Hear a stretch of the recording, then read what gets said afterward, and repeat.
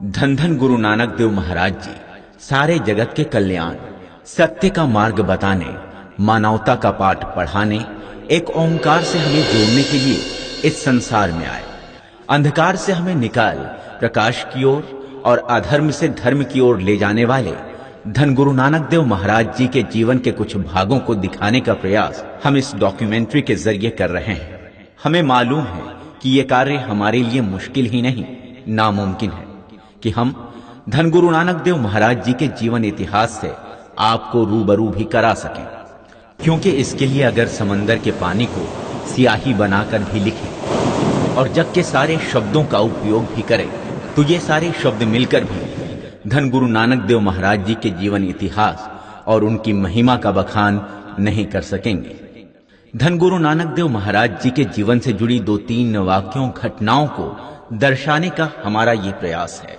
हमारी कोशिश में कुछ कमी रह जाए तो इसके लिए हम आपसे क्षमा प्रार्थी हैं। एक ऐसा युग जब शासक प्रजा पर बड़ा अत्याचार करते थे, शासक के जुल्मों से जनता त्राही त्राही कर उठी थी, हर ओर अज्ञान का अंधकार फैला हुआ था, धार्मिक आस्थाओं को जबरन खंडित किया जा रहा था और शासन द्वारा बलपूर्वक बादशाह के हुक्म को मानने के लिए जनता को विवश किया जाता था।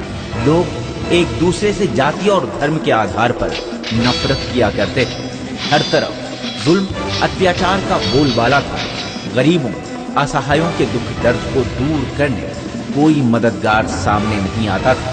ऐसे समय में लोगों के दुखों को हरने, उन्हें सही मार्ग दिखाने, ज्ञान के प्रकाश को जलाने, समस्त जीव के कल्याण के लिए धन गुरु नानक देव महाराज जी ने इस धरती पर कार्तिक पूर्णिमा के दिन 15 अप्रैल 1469 को माता तृप्ता के कोख से जन्म लिया। धन गुरु नानक देव महाराज जी के पिता का नाम मेहता कालूराय था, जो कि खेती बाड़ी और व्यापार करते थे और साथ ही गांव के पटवारी भी थे।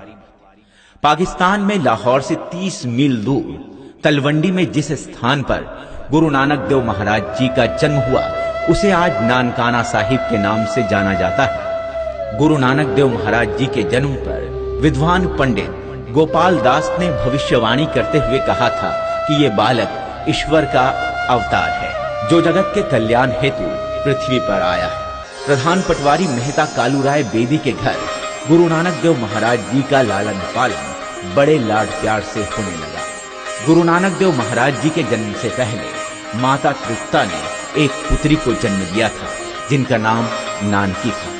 बहन की वजह से ही भाई का नाम नानक पड़ा था, जबकि बहन का नाम उनके ननिहाल में रहने के कारण नानकी पड़ा था। बड़ी बहन नानकी अपने छोटे भाई गुरु नानक देव महाराज जी का बहुत ध्यान रखती थी। धन गुरु नानक देव महाराज जी का बचपन तलवंडी गांव में ही गुजरा।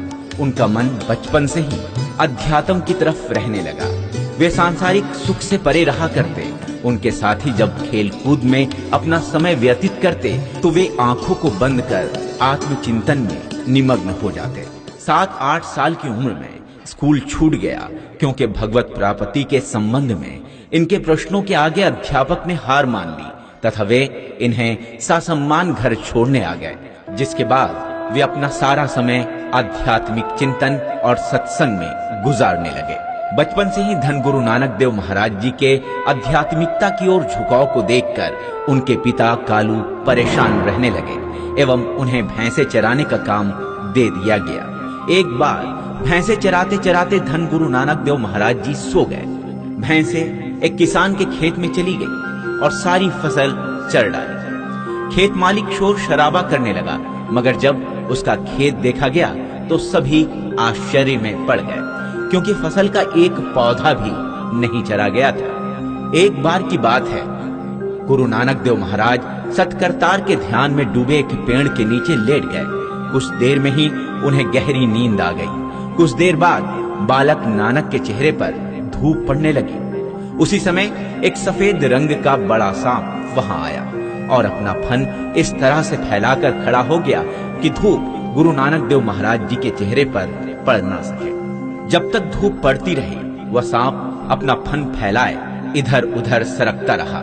उसी समय नगर का शासक राय बुलार घोड़े पर सवार अपने कारिंदे के साथ उधर से निकला। उस दृश्य को देखकर दोनों ठिठक कर खड़े हो गए। राय बुलार ने अपने कारिंदे से कहा, देखो, ये बालक कोई साधारण बालक नहीं है।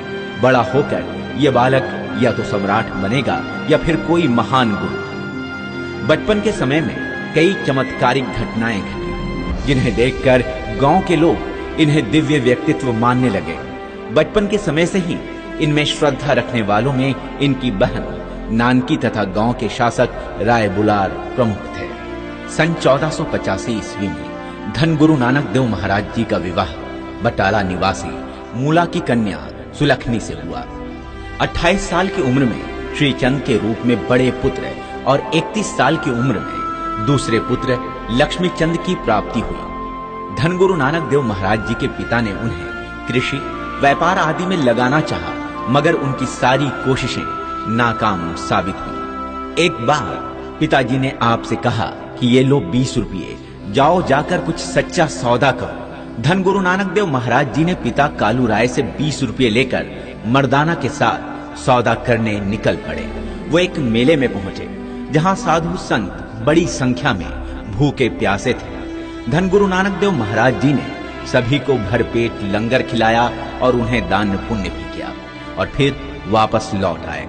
पिताजी को जब ये बात पता चली तो उन्होंने गुस्से में आकर धन गुरु नानक देव महाराज जी को एक थप्पड़ जड़ते हुए कहा कि मैंने सौदा करने के लिए ये पैसे दिए थे। इसका जवाब देते हुए बड़े ही संतुष्टि भरे शब्दों में आपने कहा, पिताजी, यही तो है सच्चा सौदा।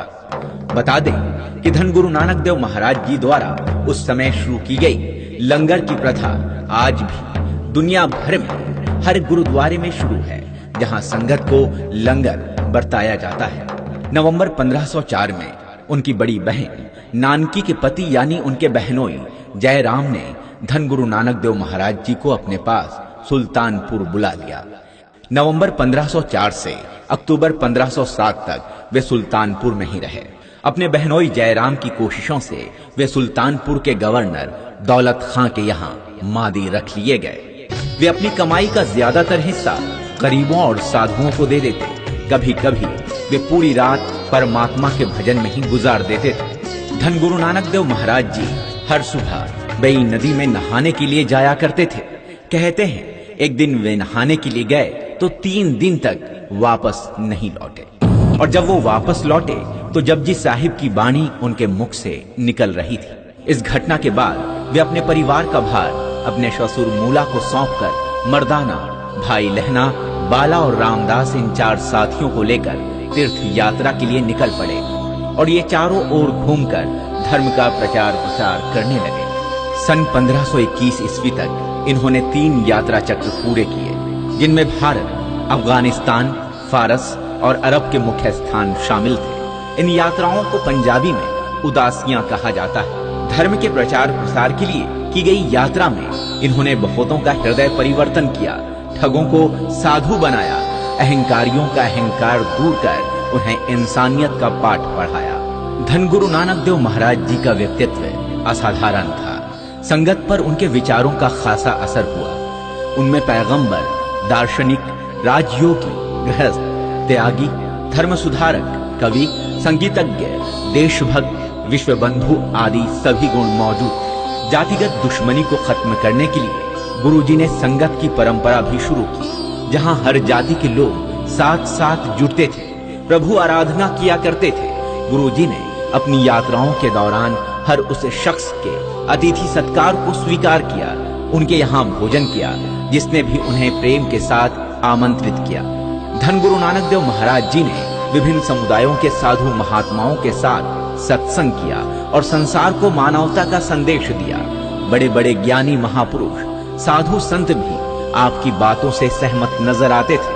आपके दिए संदेश पर अमल करने को कहते। आपका संदेश था, कृत्य करो यानी जीवन यापन के लिए कमाओ, नाम जपो यानी वाहे गुरु का स्मरण करो, और बंड छको यानी आपस में सब बांट कर खाओ। जीवन भर देश विदेश की यात्रा करने के बाद गुरु नानक देव महाराज जी अपने जीवन के आखिरी दौर में अपने परिवार के साथ करतारपुर बस गए और 1521 ईस्वी से 1539 तक वहीं रहे। इन्होंने गुरु गद्दी का भार गुरु अंगद देव बाबा लहना को सौंप दिया और 25 सितंबर 1539 को अपने शारीरिक चोले को त्यागा।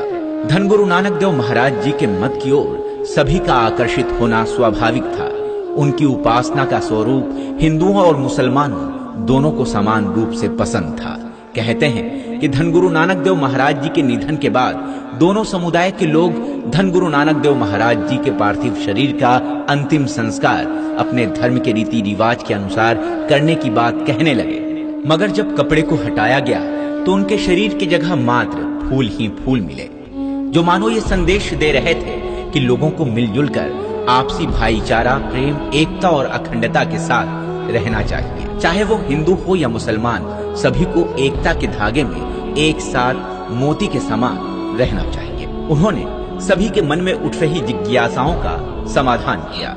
जैसा कि आप सभी को मालूम है कि 1947 में देश दो भागों में विभाजित हो गया, जिसमें नानकाना साहिब पाकिस्तान के हिस्से में चला गया। देश से अलग होने के बाद हिंदुस्तानियों के लिए नानकाना साहिब पहुंचना प्रशासनिक तौर पर थोड़ा आसान नहीं रहा। बावजूद इसके हर साल हजारों की संख्या में दर्शन के लिए संगत पाकिस्तान जाती है। मगर जो वहां अब तक नहीं पहुंच पाए हैं, उनके लिए हमारी कोशिश कि इस झांकी के माध्यम से नानकाना साहिब के दर्शन कर सकें, साथ ही गुरु नानक देव महाराज जी के जीवन को हम जान सकें एवं अपने आप को गुरु चरणों से जोड़कर गुरु घर की खुशियों को प्राप्त करें।